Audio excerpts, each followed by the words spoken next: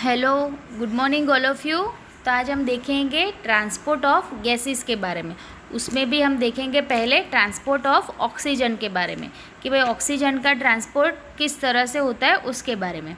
तो जो ऑक्सीजन है उसका ट्रांसपोर्टेशन दो तरह से होता है, बराबर। तो जो 97% ऑफ ऑक्सीजन है वो जो ब्लड के अंदर आरबीसी है उसके थ्रू ट्रांसपोर्ट होते हैं, और जो रिमेनिंग 3% ऑक्सीजन है वो जो प्लाज्मा होता है उसमें डिज़ोल्व स्टेट में उसके थ्रू डिज़ोल्व स्टेट के अंदर ट्रांसपोर्ट होता है। ओके, ये डिज़ोल्व स्टेट वर्ड याद रखना कंपलसरी है, बराबर। तो आपको ये इतना याद रखना है कि भाई 97% ऑफ जो ऑक्सीजन है वो ब्लड के अंदर जो आरबीसी है उसके थ्रू ट्रांसपोर्ट होते हैं, और जो बाकी के रिमेनिंग 3% ऑफ O2 है वो डिज़ोल्व स्टेट में थ्रू द प्लाज्मा ट्रांसपोर्ट होते हैं। ओके, तो जो आरबीसी है हमारे ब्लड के अंदर, तो आरबीसी में भी हीमोग्लोबिन है, पिगमेंट। तो ये हीमोग्लोबिन है वो रेड कलर का आयरन कंटेनिंग पिगमेंट है, इसके थ्रू ऑक्सीजन का ट्रांसपोर्टेशन होता है। तो किस तरह से, तो ये जो हीमोग्लोबिन है तो उसका एक मॉलिक्यूल से उसके साथ मैक्सिमम 4 मॉलिक्यूल्स ऑक्सीजन के बाइंड होते, और फिर वो ऑक्सी हीमोग्लोबिन नाम का एक कॉम्प्लेक्स फॉर्म करता है। और ये जो बाइंड होता है ऑक्सीजन वो रिवर्सिबल मैनर में बाइंड होता है हीमोग्लोबिन से, ताकि वो टिश्यू में जाके फिर से रिलीज़ हो सके आसानी से। ओके, इसके लिए ये रिवर्सिबल मैनर में बाइंड होता है हीमोग्लोबिन से ऑक्सीजन, और फिर आगे हीमोग्लोबिन के साथ वो ट्रांसपोर्ट होता है। तो क्लियर है इतना कि भाई जो हमारे ब्लड के अंदर आरबीसी है, आरबीसी के अंदर भी हीमोग्लोबिन पिगमेंट है, और ये जो हीमोग्लोबिन पिगमेंट है वो उसका एक मॉलिक्यूल्स होता है, उसके साथ रिवर्सिबल मैनर में क्या होगा, जो ऑक्सीजन के जो मॉलिक्यूल्स है वो अटैच हो गए, कितने मैक्सिमम 4 मॉलिक्यूल्स ऑफ ऑक्सीजन वहाँ पे बाइंड हो जाएंगे और रिवर्सिबल मैनर में हो गए, ताकि वो टिश्यू में जाके फिर रिलीज़ हो सके या फिर डिसोशिएट हो सके, बराबर। तो ये जो ऑक्सी हीमोग्लोबिन कॉम्प्लेक्स बनता है उस पर बहुत सारे ऐसे कुछ फैक्टर्स है जो अफेक्ट करते हैं, मतलब कि उसे क्या बोलते हैं हम, इंटरफियर करते हैं उसके साथ, उनको अच्छे से होने नहीं देते, बराबर। ये जो प्रोसेस है ऑक्सी हीमोग्लोबिन, मतलब कि ये ऑक्सीजन और हीमोग्लोबिन का जो कॉम्प्लेक्स बनता है उसके अंदर ये जो 3 फैक्टर है वो इंटरफियर करेंगे। ओके, तो ये 3 फैक्टर कौन से वो हम देखेंगे। तो पहला है पार्शियल प्रेशर ऑफ CO2, बराबर। दूसरा है hydrogen ion concentration H+ concentration, pH balance, बराबर। और तीसरा है टेम्परेचर।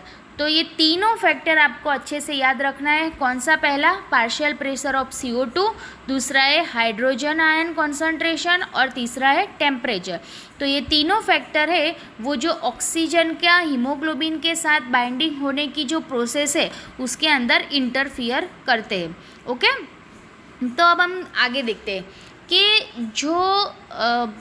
ये जो सेचुरेशन होता है हीमोग्लोबिन का, सेचुरेशन परसेंटेज, उसका मतलब है कि भाई जो हमारे आरबीसी के अंदर जो हीमोग्लोबिन होते वो सारे के सारे हीमोग्लोबिन के मॉलिक्यूल्स है वो पूरे ऑक्सीजन से बाइंड हो जाए, मतलब कोई भी हीमोग्लोबिन का मॉलिक्यूल्स ऑक्सीजन से बाइंड नहीं हुआ ऐसा नहीं बचता।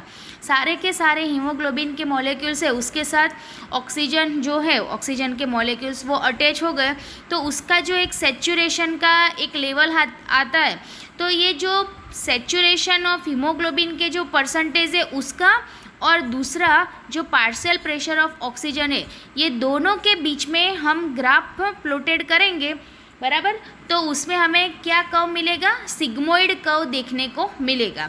ओके, और ये जो सिग्मोइड कर्व बनता है उसे हम बोलेंगे ऑक्सीजन डिसोशिएशन कर्व। ओके, ये आपको समझ में आ गया कि भाई जो परसेंटेज होते हैं सेचुरेशन ऑफ हीमोग्लोबिन का, उसका और पार्शियल प्रेशर ऑफ ऑक्सीजन का, दोनों के बीच का ग्राफ प्लॉटेड करेंगे हम, तो उसमें सिग्मोइड कर्व बनेगा, और ये जो कर्व बनता है उसे हम बोलेंगे ऑक्सीजन डिसोशिएशन कर्व।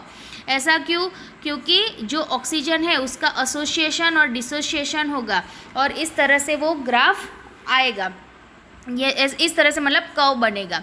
ओके, तो अब हम आगे ये देखेंगे कि भाई जो एल्वियोलाई में है वो किस तरह से मतलब किस तरह से उनका एसोसिएशन होगा ऑक्सीजन और हीमोग्लोबिन का। तो देखो, इन द एल्वियोलाई क्या होगा, हाई प्रेशर ऑफ O2 होगा और लो प्रेशर ऑफ CO2 होगा, और यहाँ पे lesser H plus concentration pH कम होगी और टेम्परेचर भी कम होगा। ओके, तो ये सारे फैक्टर फेवरेबल है, बराबर है, किसके लिए, फॉर्मेशन ऑफ ऑक्सी हीमोग्लोबिन के लिए। ये आप थोड़ा कंफ्यूजिंग है भाई, कौन कौन से फैक्टर इंटरफियर करते हैं, वो कौन कौन से फैक्टर फेवरेबल है पर किसके लिए, फॉर्मेशन के लिए है या फिर डिसोसिएशन के लिए, ये आपको अच्छे से याद रखना है। तो यहाँ पे देखो एल्वियोलाई के अंदर ये जो फैक्टर थे 4, high pressure of O2, low pressure of CO2, H plus का जो लोअर कॉन्सेंट्रेशन है वो, और जो लोअर टेम्परेचर है वो, ये चारों के चारों फैक्टर है वो फेवरेबल है फॉर्मेशन ऑफ ऑक्सी हीमोग्लोबिन के लिए, बराबर। और उससे उल्टा टिश्यू में क्या होगा, तो टिश्यू के अंदर ये देखो पूरा उल्टा है, तो यहाँ पे ध्यान से देखना है कि भाई टिश्यू के अंदर क्या होगा, तो लो प्रेशर ऑफ O2 होगा, हाई प्रेशर ऑफ CO2 होगा, हाई H प्लस कॉन्सेंट्रेशन होगा एंड हायर टेम्परेचर होगा। लेकिन ये कंडीशन किसके लिए फेवरेबल है, तो ये डिसोसिएशन ऑफ ऑक्सीजन के लिए, बराबर। यहाँ पे क्या होगा, ऑक्सीजन डिसोसिएशन होगा। तो ये दोनों फीचर्स हम देख के ये बता सकते हैं कि भाई जो एक्चुअली जो ऑक्सीजन है वो हीमोग्लोबिन के साथ बाइंड कहाँ पे होगा, तो वो होगा एल्वियोलाई के साइड पे, मतलब कि जो लंग की सरफेस है, बराबर, जो लंग सरफेस है वहाँ पे ऑक्सीजन बाइंड होगा हीमोग्लोबिन के साथ, और रिलीज़ कहाँ पे होगा, तो टिश्यू के पास, बराबर। तो ये आपको याद रखना है कि भाई जो ऑक्सीजन और हीमोग्लोबिन का जो बाइंड होता है वो कहाँ पे होता है, तो लंग सरफेस या फिर एल्वियोलाई की सरफेस पे होता है, और वो रिलीज़ कहाँ पे, मतलब कि डिसोशिएट कहाँ पे होता है, तो टिश्यू के अंदर। ओके, और अभी एक last point, every 100 ml of oxygenated blood होगा वो 5 ml ऑफ ऑक्सीजन को टिश्यू तक ट्रांसपोर्टेशन करवाएगा। ओके, तो ये ग्राफ भी आपको अच्छे से रीड करना है, देखना है, उसे ड्रॉ भी करना है बुक में, और ये पूरा आपको कम्प्लीटली रीड करना है। ओके, और अगर यहाँ पे कोई भी डाउट है आपको तो मुझे पूछना है। Okay, bye, take care.